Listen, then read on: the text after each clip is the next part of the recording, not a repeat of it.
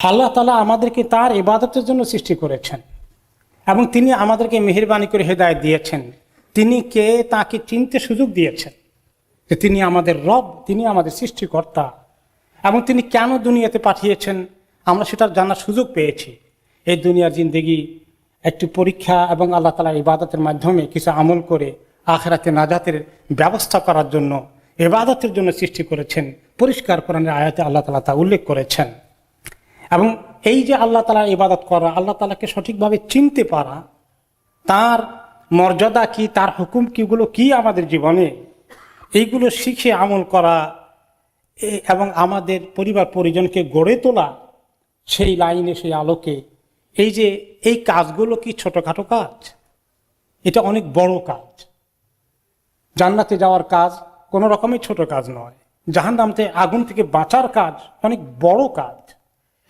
কিভাবে বাঁচবো জাহান্নাম থেকে, কিভাবে যাব জান্নাতে, কিভাবে ছেলে মেয়েদেরকে দিনদার বানাবো, জান্নাতি বানাবো, তার জন্য আল্লাহ তাআলা আমাদেরকে অনেক গাইডেন্স দিয়েছেন।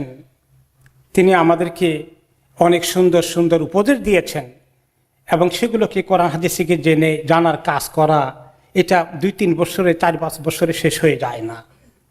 এই জন্য দ্বীনের ইলমের শিখার কাজ জন্ম থেকে মৃত্যু পর্যন্ত মানুষের জন্য। এবং এই কাজটা এই বুড়ো বয়সে, মাঝ বয়সে, মধ্য বয়সে, সকল অবস্থায় আমাদেরকে করে যেতে হবে কন্টিনিউয়াসলি। কিন্তু আমরা কতটুকুন করছি? নবী করিম সাল্লাল্লাহু আলাইহি সাল্লাম কি বলেছেন যে দ্বীনের জ্ঞান অর্জন করা প্রত্যেকটি মুসলমানের উপর ফরজ, নফল নয়। আমরা যখন কোনো মাদ্রাসে বসি, কোনো ইলম শিখতে আসি, মনে করি এটা নফল কাজ, না করলে আর কি ক্ষতি হবে। কিন্তু এটা যে ফরজ কাজ, আমার অনেক কিছু এখনো জানা হয়নি যেটা জানা ফরজ ছিল, এবং সেটা হয়তোবা করা হয়নি, না করার কারণে যে কি ক্ষতিগ্রস্ত হব সেটা আমরা অনেক সময় চিন্তা করি না।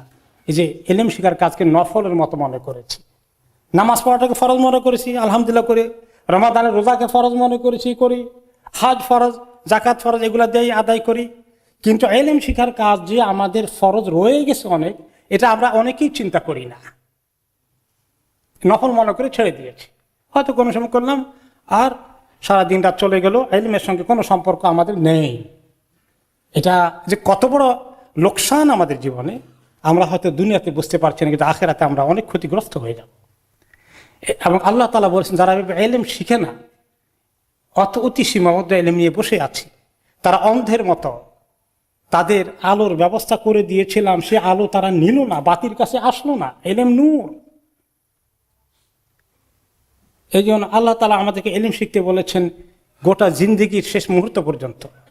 নবী করিম সাল্লাল্লাহু আলাইহি ওয়াসাল্লামকে তিনি দোয়া শিখিয়েছেন, রব্বি জিদনি ইলমা, দোয়াটা করতে বলেছেন। তিনি জীবনের শেষ মুহূর্ত পর্যন্ত এই দোয়া করেছেন এবং তাফসীরে এসেছে তিনি জীবনের শেষ মুহূর্ত পর্যন্ত এই দোয়ার কারণে আল্লাহ তাআলা ওনাকে শেষ মুহূর্ত পর্যন্ত ইলম বাড়ানোর কাজ অব্যাহত রেখেছেন। আমাদেরকে এই দোয়া শুধু ওনার জন্য রাখেননি, এই দোয়ার এই অর্ডার শুধু ওনার জন্য নয়, আমাদের জন্য, যে সারা জীবনের মৃত্যুর আগ পর্যন্ত আমার ইলম শিখার কাজ কন্টিনিউ করতে হবে। ইলম আমাদেরকে আসলে একটু আগে যে আয়াতটা গেল যে দুনিয়ার মধ্যে আল্লাহ তাআলা আমাদেরকে অনেক কিছু দিয়েছেন, সম্পদ দিয়েছেন, ছেলে মেয়ে পরিবার দিয়েছেন। এগুলা আল্লাহ তাআলা বলেছেন কি দুনিয়ার জীবনের সাময়িক সৌন্দর্য মাত্র, কিন্তু তোমাদের আসল যেটা লাগবে মৃত্যুর পরে অনাদিকাল পর্যন্ত, যার ভিত্তিতে জান্নাত জাহান্নামের ফয়সালা হয়ে যাবে, সেটা হচ্ছে অনেক আশা পুরস্কার পাবে আর তোমরা আযাব থেকে বাঁচবে, সেটা হচ্ছে তোমাদের নেক কর্মসমূহ। এই নেক কাজগুলোকে কিভাবে করব, ইমানের সঠিক লেভেলে কিভাবে পৌঁছব? ইমান তো অনেক দুর্বল থাকতে পারে, এত দুর্বল ইমান নিয়েই নাজাত পাওয়া যাবে কোনো নিশ্চয়তা নেই। কিভাবে ইমানকে শক্তিশালী করব, কিভাবে আমি আমলের ভিতরে ঢুকবো, ইবাদত আরো বেশি করে করব, এগুলো শেখার জন্য আমাদেরকে অনেক ইলম শিখতে হবে। আর এই ইবাদতের শুধু নামাজ পড়াই শুধু ইবাদতের সীমাবদ্ধ না, জীবনের সকল কাজ আমাদের ইবাদত হয়ে যাবে। আমরা একটু পরে সেটার দিকে আসবো। তাহলে সন্তান সন্ততি, মাল দৌলত, এগুলো সব ভালো জিনিস দরকার আছে আমাদের, এগুলো এক একটা নিয়ামত, কিন্তু এগুলোর ঊর্ধ্বে সবচেয়ে বড় নিয়ামত হলো ইমান, ইলম। সেগুলোকে কিভাবে আমরা চর্চা করব? এই জন্য একটি হাদিসে আলী রাদিয়াল্লাহু তাআলা আনহু বলেছেন যে তোমরা তো অনেকেই আমরা সবাই টাকা পয়সা অর্থ কড়িকে অনেক গুরুত্ব দেই সম্পদকে। কে গুরুত্ব দেয় না, কে পছন্দ করে না, কে একটু বাড়াতে চেষ্টা করি না আমরা সবাই। কিন্তু ইলমের ব্যাপারে আমরা সবাই চেষ্টা সমান নাই।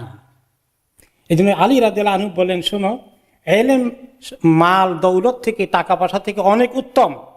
কারণ কি?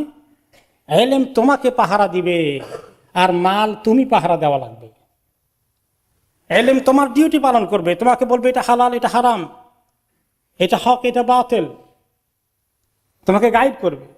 আর মাল যদি বেশি থাকে, টাকা কোথায় রাখি কে দেখে ফেলে, কে আবার হাওলা চায়, কে আবার পকেট থেকে নিয়ে যায়, কত মুশকিল, হিসাব করতে হয় সারাদিন। তাহলে তুমি মালের হেফাজত করা লাগবে, আর ইলম তোমার হেফাজত করবে। তাহলে কোনটা উত্তম? তারপরে তিনি আরো বলেছেন যে ইলম হচ্ছে শাসকের মতো, যে শাসন করে, যে আমির, আর মাল হচ্ছে শাসিত। তার মানে ইলমের মর্যাদা, দুনিয়ার মধ্যে শাসকের মর্যাদা তো অনেক, সম্মান অনেক বেশি। আর যারা সাধারণ প্রজা, শাসিত জনগণ, তাদের তুলনায় তারা তো হলো আরেক ক্লাসের। তো ইলম হচ্ছে, ইলম বলে দিবে এটা ঠিক, এটা ঠিক না। ইলম এটা নির্দেশ দিবে, ওইটা থেকে দূরে রাখবে। তাহলে সে ইলমের পজিশন অর্থের তুলনায় অনেক বেশি। এরপরে তোমার যত মাল থাকবে, তুমি যদি খরচ করো, এই টাকা পয়সা, বাড়ি গাড়ি, খরচপত্র, বাজার খরচ করতে করতে কমতে থাকবে। কিন্তু ইলম যদি শিখো, খরচ করো, তাহলে এটা কমবে না, বরঞ্চ বাড়বে।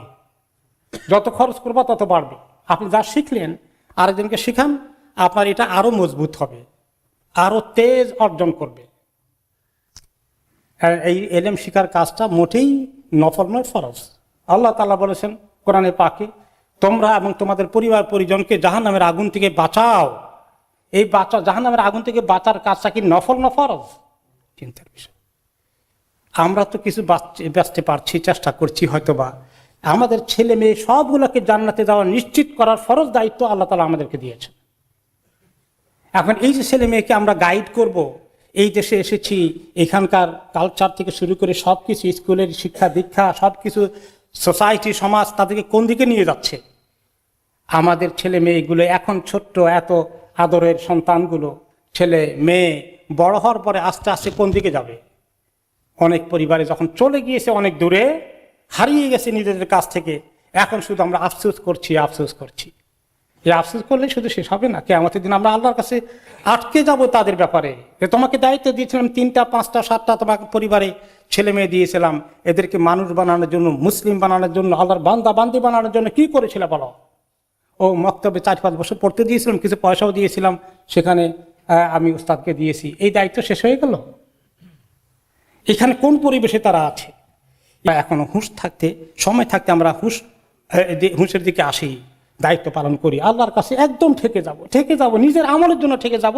তার চেয়ে বড় মুসিবত ছেলে মেয়েগুলাকে যে আমরা সৎ পথে আনতে পারিনি, ব্যর্থ হয়েছি, তার জন্য আমরা আল্লাহর কাছে দায়ী হয়ে যাব। আল্লাহ তাআলা আমাদেরকে তৌফিক দান করুন ইলম শেখার জন্য।